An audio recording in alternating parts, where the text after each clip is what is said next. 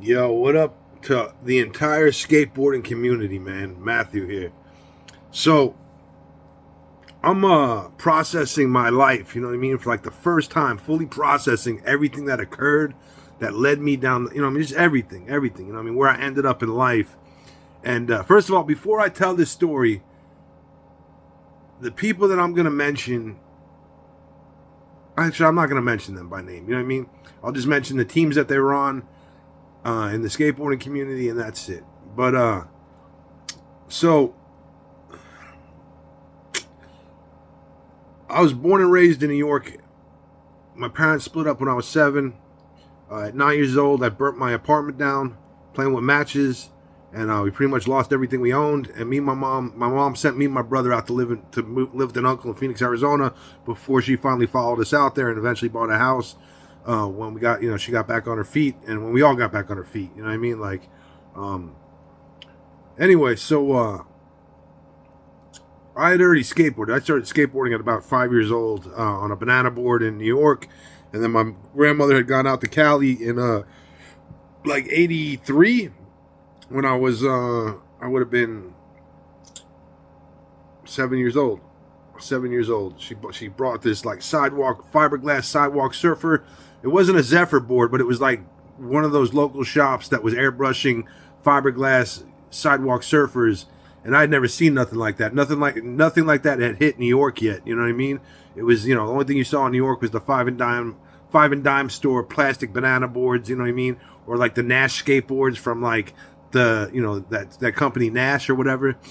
But anyway, so today for the first time, now I was with most famous dude from Shorties. You know what I mean? From Shorties and what was it? DVS, not DVS. What were the shoes? His shoe company, Osiris or whatever, man. You know the dude that used to rock the white kid with the pony. The long blonde hair kid that used to rock the boombox, man. I was with him and another cat that went to Alhambra when they were learning. They were over on Camelback, over on the east side of Camelback, learning handrails together. I wasn't with them physically. I passed by them while they were skating a couple times, and I watched them, but I wasn't there skating with them. But I was with homeboy that went to Alhambra, and he was like, "Yo, you got to see this kid. He's gonna be famous, man. Like we're learning handrails together and all this stuff."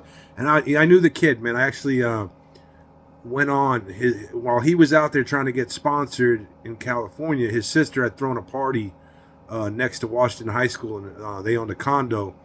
And I owe his mom a huge apology.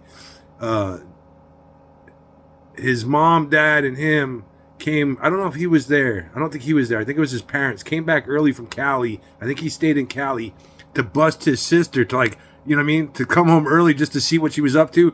Dude, there was like 40 of us and chilling in this dude's condo.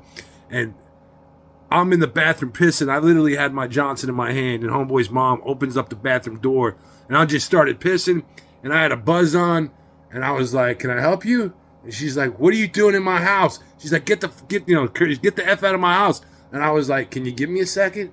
And she's like, "Get out now. Get out now." And I was like, "Yo, I can't just break it off midstream, sweetie." I was like, "Give me a second, please." And she just sat there. Yeah, it is what it is. You know what I mean? I mean that with the utmost respect, but your mom was a gangster, bro. She just sat there looking me in the eyes, looking down at the package, looking me at the eyes, and I just looked at her and I smiled. I owe your mom a serious apology, serious apology, man. And anyway, so today's the first time that I've ever gone back and watched Mislead Youth, a video that I was, you know what I mean, two of the people in that video were sleeping, not for a long time. Me and my friends from Phoenix, Arizona, Northside kids, Westside kids, that summer of '99, I went to San Diego and Los Angeles. I spent 4 different times in that entire summer. It was like we spent that entire summer, back and forth between Arizona and California, and I wasn't with the dudes that were filming Mislead Youth like the entire time, but we had linked up with 2 of the dudes that were Northside kids from Shadow Mountain, and they were sleeping, I think it was like, I don't know, maybe a week, 4 days or something. They were sleeping on my hotel room floor while me and my people, I was hustling, that trees out in California, and I mean, whatever we were doing at that time period. I still remember when we went down to Tijuana, everything that took place down in Tijuana, and yeah, man, I watched that video, dude. Mislead Youth, of all the skateboard videos, sums up that video sums up the generation of 1976, that ballpark area. The kids, you know what I mean, from 75 to 76 to 77, you know what I mean, that whole our generation of kids that all came up together. Dude, we destroyed ourselves, you know what I mean, skateboarding. Like, look at that video, how raucous it is, bro. And like, I hung out with gangbangers, man, a ton of them, bro. And I'd be like, yo, I'm just being honest, man. I came up with skateboarders though, and I'd be like, yo, like, you guys, like, I love y'all, but most of y'all, not most of y'all. Like I said, man, 10% of us are, 10% of human beings are real. You know what I mean? Real, willing to die for theirs, willing to destroy their bodies for theirs. The other 90%, not so much. You know what I mean? And amongst the skateboarding community, dude, it's not 10%. No. When I was growing up, every single skateboarder that I skateboarded with put their mind, body, soul, their heart, everything they had, because we all came from nothing. We all came from nothing. And all you got to do is watch that video, Mislead Youth, one time to realize, yo, we all came from nothing, bro. That represents our generation as skateboarders. You know what I mean? Not the best, you know what I mean? Not the best by like talent, but the best by, yo, we will either get famous or die trying. You know what I mean? We are either going to hit this, you know what I mean? And we're going to make it, or we're going to die trying. And you just watch how they were killing themselves in that video. And I was with them, you know what I mean? We went to, I remember it was me and like 25 just kids from Phoenix, Arizona, north side, west side. And we gotten, because we were with two of the pros that were in that video. There was the party at World Industries that night. And I remember, like, it was all Cali dudes and all, men and women, boys and girls, you know what I mean, from California. And when the Arizona faction of the Zero team walked in, you know what I mean, like the two dudes and all his homies, all their homies, it was like a needle skipping off a record. Just the whole party, bro. It was just instantly like, what? They were so threatened by us. And like, I was at the front of the pack. My boy Savager was at the front of the pack. And I remember I was like, whoa. I was like, nah. And people behind us were like, yo, let's do this, motherfuckers. And like, nah. I was like, nah. I saw the whole thing instantly. I was like, dude, if this happens, it's going to destroy the entire video. It's going to destroy their careers. Like, there would have been so much resentment because, believe me, when my people got into it, we fought to the death, dude. We fought to the death. And like, yo, we were about ours. And I can tell the dudes in California were the same way. They were the same exact way. And thank God I was like, yo, and Savager too. At first, he wanted to throw down, but he was like, all right, you know what I mean? And we all just parted ways. Not because we got punked out. It wasn't like that at all. It had nothing. Nah, we didn't get punked out. Not at all, man. We were willing to die for ours, you know what I mean? But, yeah, those two skateboarders. So, this is taboo. You're not supposed to talk about it. But, like, yo, I'm just being honest, man. And before I say anything, I've never utilized anything I've ever learned in this lifetime to hurt anybody or to kill anybody. You know what I mean? It was just things that I needed to learn because in my neighborhood in West Phoenix, I was surrounded by killers, man. Surrounded by killers. You know what I mean? People that would, legitimately pull triggers on you, backdoor you. That'll backdoor you. You know what I mean? People that'll backdoor you just to take, try to get what you have just because of petty jealousy. You know what I mean? So like me, you know what I mean? It's just how I'm built. You know what I mean? You put me around predators, I'm going to become more lethal. I'm going to become Bonsai. I read the doc, something about Bonds. I'm going to become Jimmy Burke, the second coming of Jimmy Burke, and I'm going to become Bonsai, the most dangerous prisoner to ever exist in Arizona. And I'm not saying that like I'm a tough guy. No. I genuinely saw myself in every single word about their biographies, their books that they wrote about themselves. And truth be told, it scared the living shit out of me because all of us had similar backgrounds, similar pain.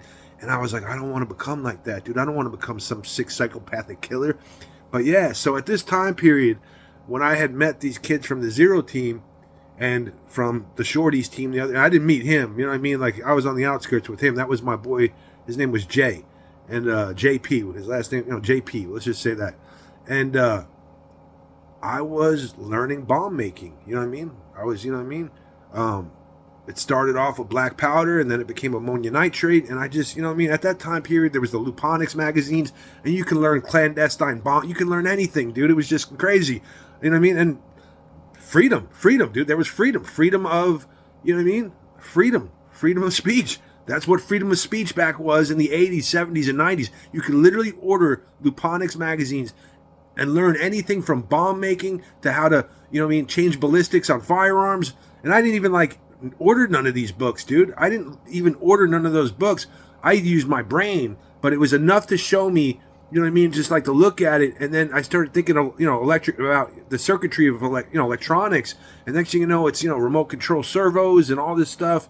So anyway, at this point, I was still I was in between my black powder phase and my ammonia nitrate phase. And there was this cat in North Phoenix. His father owned this house that was at the top of this mini mountain, and notorious for the best parties, bro. The best parties at that. My house was some of the best parties. Dude's house was some of the best parties, and a handful of us, that apartment up on Sweetwater and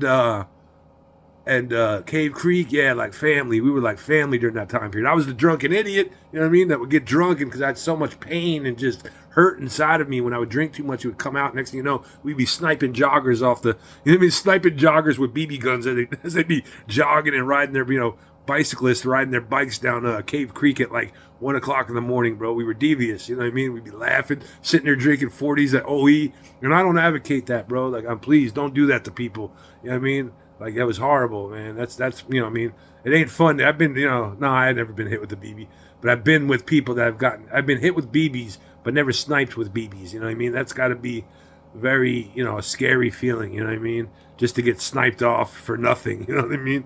And the way we justified it was yo, fuck these yuppie motherfuckers. You know what I mean? That's just being honest. We didn't hit the ghetto folks coming down Cave Creek. But if you came down Cave Creek looking like you had a little bit of money, yeah, you were getting hit with the BB for sure. Not in your face, we just hit him in the ass cheek, you know what I mean? Just in the ass cheek, you know what I mean? Nothing, probably didn't even hurt that bad, you know what I mean? It's not like we had high power BB guns, we were all ghetto kids.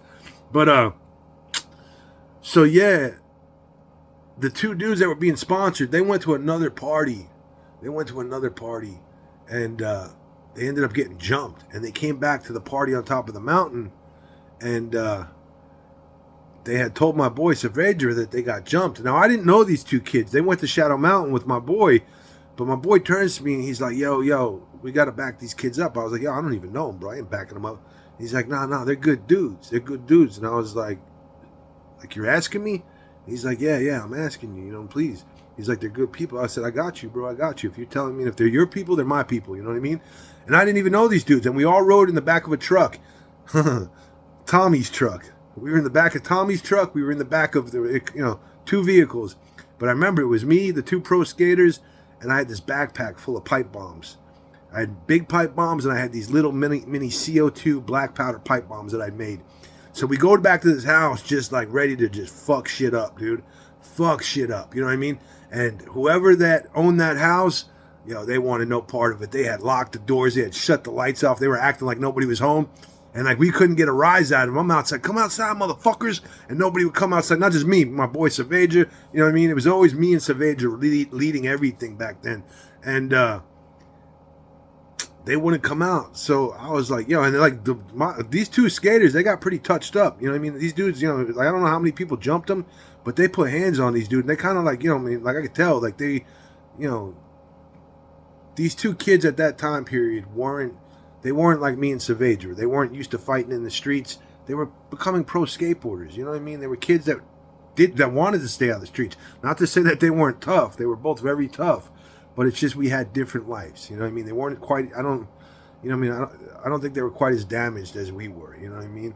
And so everybody else leaves, and I go to the truck, and I'm like, yo, hold on one second. I grabbed one of the CO2 pipe bombs, and they had a beautiful car sitting. They had a couple cars, but I picked the most beautiful car in the driveway, which I can't remember what it was. If it was a Mercedes or whatever it was.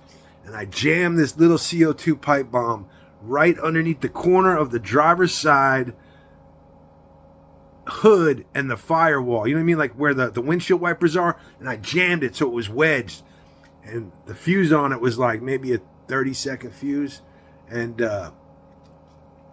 yeah, I ended up, you know what I mean? It didn't do huge damage, but it was probably enough to blow, you know what I mean, to blow the sheet metal apart, and cause a few $1,000s, I don't know, whatever, $3,000 worth of damage to their car. You know what I mean? Not destroy it so they can't ever drive it again, but like teach them a lesson. Like, you don't go around rat packing two people for no reason. You know what I mean? Because they were probably jealous, bro. You know what I mean? They're probably, that's how it always goes. Like, all the girls at the probably party. It was their high school, so I'm sure they knew they were getting pro sponsored, and it was all the jock kids, and I'm sure they were jealous because that's how it used to always be with us skateboarders, man. The jocks were so jealous of us, dude. So jealous of it because they would just sit there and see the way we would destroy ourselves, hitting 10 steps. And I wasn't as good as them. I could hit, biggest thing I ever hit was the Phoenix bus gap. Clearing that, I landed 180s on that.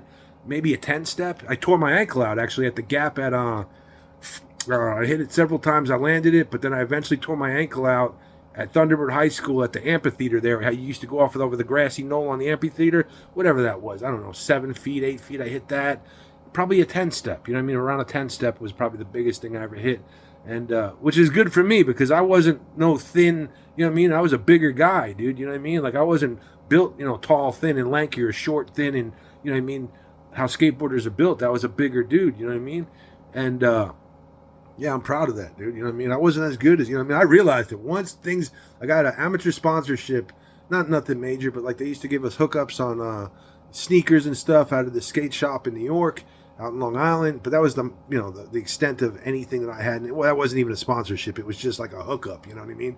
And, but yeah, like when it started getting all technical, I remember when Chris Miller, like one of the first boards I had double kicktail that I ever had was a Chris Miller, and I think I had a pit bull on the bottom of it.